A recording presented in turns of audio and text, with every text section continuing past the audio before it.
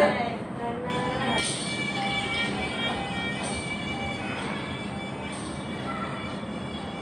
dia pakai mahkota. Macam princess. Princess kan selalu pakai mahkota. Ha?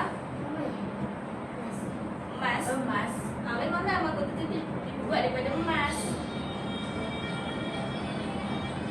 Cantik tak? Cantik. Comel tak?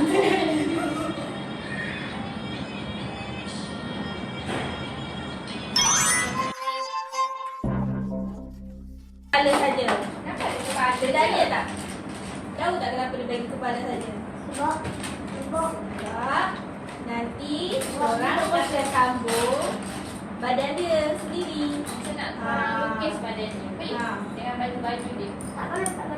Siapa ikut je apa yang dia buat je tiru sebiji. Saya ikut je. Nak buat orang badan ke, orang, nak buat belon ke, nak buat apa Apa je. je? Nak buat badan.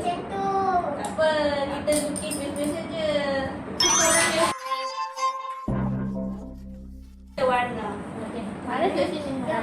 Okey, boleh start.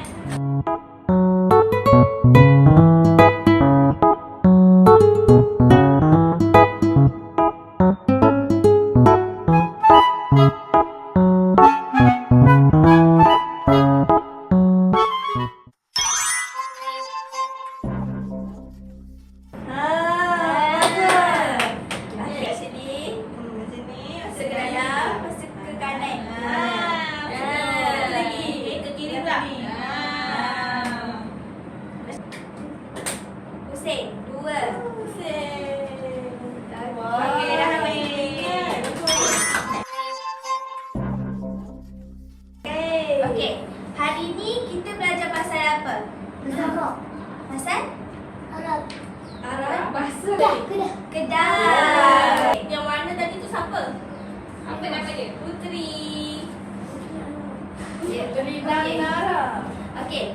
Sebelum kita habis, teacher nak semua pegang kertas masing-masing. Lepas tu bagi tahu teacher.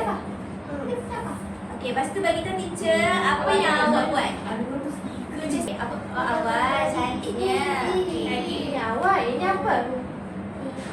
Rumah. Lagi. Baju Haras warna apa? Ada warna apa tu? Warna pink. Okey, tepuk tangan Kak Haras semua.